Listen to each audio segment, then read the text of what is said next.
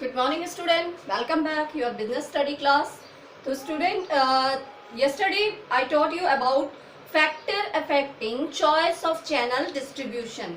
Factor affecting choice of channel distribution. तो हमने channel distribution पढ़ा था कि कौन कौन से फैक्टर हैं जो इफेक्ट करते हैं कंपनी के डिस्ट्रीब्यूशन को. ठीक है, कैसे कौन कौन से चैनल हमने चूज करने चाहिए, तो और उनके पीछे रीजन क्या है, हमें किस चैनल को क्यों यूज करना है. Is it clear? तो today's our topic is components of physical distribution. तो अब हम वो पढ़ेंगे कि ऐसे कौन कौन से कंपोनेंट्स हैं जिन्हें फिजिकल डिस्ट्रीब्यूशन के वक्त हमें यूज करना पड़ेगा. तो सबसे पहले हमें क्या करना है, उसके बाद हमें क्या करना है, उसके बाद हमें क्या, जो प्रोसेस है फिजिकल डिस्ट्रीब्यूशन का वो क्या है. अभी तो हमने चैनल पढ़े थे कि किस किस चैनल के थ्रू हम गुड्स का डिस्ट्रीब्यूशन कर सकते हैं. अब हम क्या पढ़ेंगे कि वो जो डिस्ट्रीब्यूशन हमने चैनल्स के थ्रू करना है उसमें हमें क्या क्या प्रोसेस यूज करना है, हमारे कौन कौन से कंपोनेंट्स होंगे जो उसमें यूज होंगे. ओके, तो now today we will start the topic is components of physical distribution. तो first point is order processing. Order processing, तो ऑर्डर प्रोसेस करना है आपने.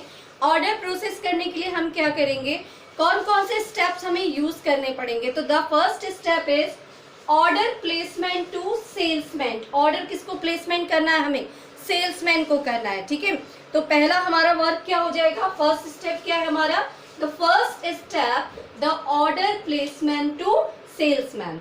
ओके, सबसे पहले हमने अपना ऑर्डर लिया और सेल्समैन को प्लेसमेंट करा है, किसको, सेल्समैन को. अब सेकेंड हमारा क्या आएगा, order transmission by salesman to company. दूसरा पॉइंट हमारा क्या है, जो ऑर्डर आया वो सेल्समैन ने किसको ट्रांसमिशन किया है, कंपनी को ट्रांसमिशन कर दिया. Credit chart of customer by company. कौन कौन से कस्टमर्स ऐसे हैं आपके जो क्रेडिट सामान लेते हैं, तो उनका हमने एक चार्ट बना के तैयार किया. Then delivery as per order, और उसके बाद हमने क्या किया, डिलीवरी एज पर ऑर्डर. तो this is the very important topic, delivery as per order etcetera and within time. इसमें मैं एक और चीज ऐड कर दूंगी, within time. Time is more important बेटा. टाइम क्यों है मोर इम्पोर्टेंट, देखिए अगर आप किसी भी सामान की ऑर्डर लेते हैं और उसे भेजने में आप लेट हो जाते हैं, तो जो आपका कस्टमर है वो आपसे सेटिस्फाई नहीं होगा, और अगर कस्टमर सेटिस्फाई नहीं हुआ तो मार्केटिंग का कॉन्सेप्ट ही एंड हो जाता है. तो ये बहुत ज़रूरी है, जो भी हमें ऑर्डर मिला है, ऑर्डर की जो भी प्रोसेसिंग कर रही है वो हमारी क्या होनी चाहिए, विद इन टाइम होनी चाहिए. तो these are the steps related to order processing. Okay, now we come to the next point, transportation. अब ट्रांसपोर्टेशन क्या है, तो you all are knowing about the transportation. What is the meaning of transportation, कौन कौन से means हैं we use in during a delivery of good. Goods की डिलीवरी करते वक्त मुझे कौन कौन से साधन यूज करने हैं, मैं कैसे कस्टमर तक उसके सामान को पहुंचाऊंगी. तो हमारे पास बहुत सारे मीडियम है. कौन कौन से मीडियम है, देखिए हम रेल यूज कर सकते हैं, रोड यूज कर सकते हैं, एयरलाइन यूज कर सकते हैं, वाटर ट्रांसपोर्ट यूज कर सकते हैं. तो these are lots of medium of transportation. तो हमें कौन सा कन्वीनियंट होगा अकॉर्डिंग टू माय कंपनी.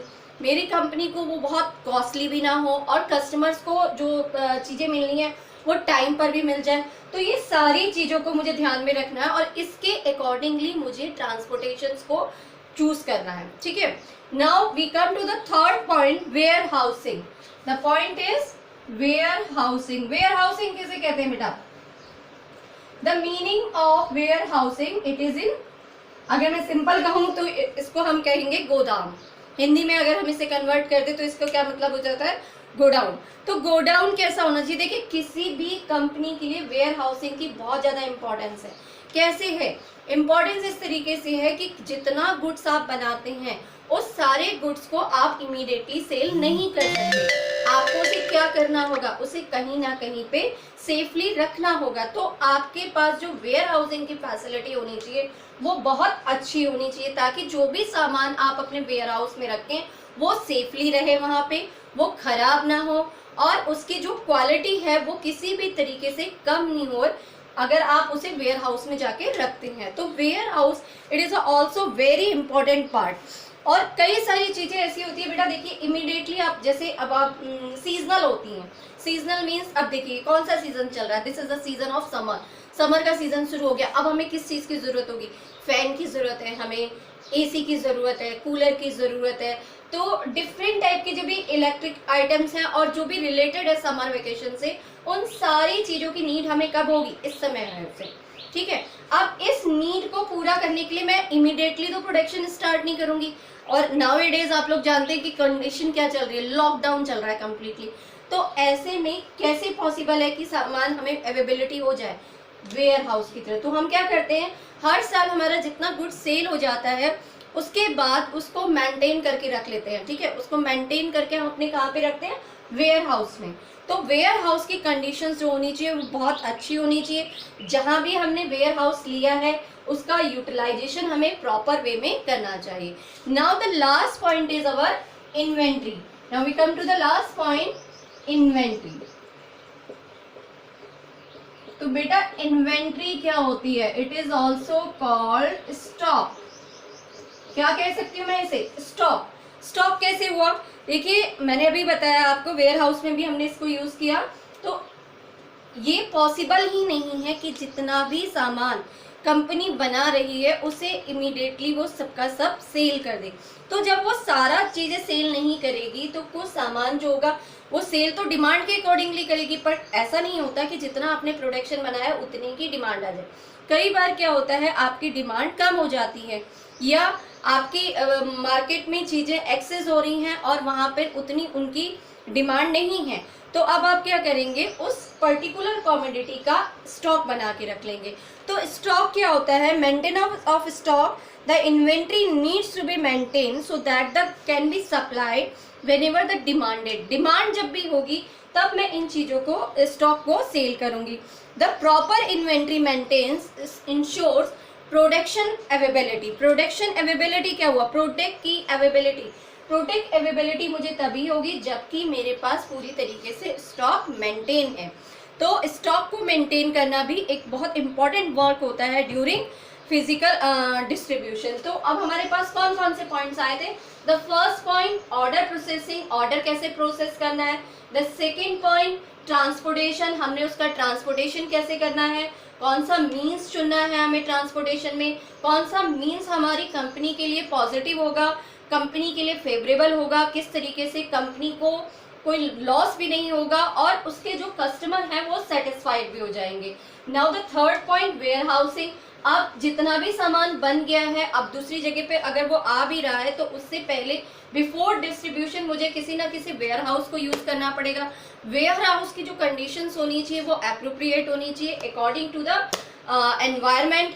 कोई भी चीज वहां पे जो रखी जानी चाहिए वो खराब नहीं होनी चाहिए। ठीक है, जैसे आप लोगों को पता ही है कई सारे वूलन क्लॉथ्स होते हैं या सीजनल जो भी चीजें होती हैं वो सब हम सारी कहाँ पे रखते हैं, वेयर हाउस में। Now the last point is inventory. तो इन्वेंट्री का भी बहुत इंपॉर्टेंट रोल है। क्या रोल है इन्वेंट्री का, इन्वेंट्री जो है वो क्योंकि हमें मालूम है जितना भी प्रोडक्शन होता है वो सारा का सारा इमीडिएटली सेल नहीं होता, तो हमें उसे क्या करना पड़ता है, एज ए स्टॉक अपने पास रखना पड़ता है। तो these are the 4 components of physical distribution. I hope so कि you have clear this topic. Thank you and have a nice day.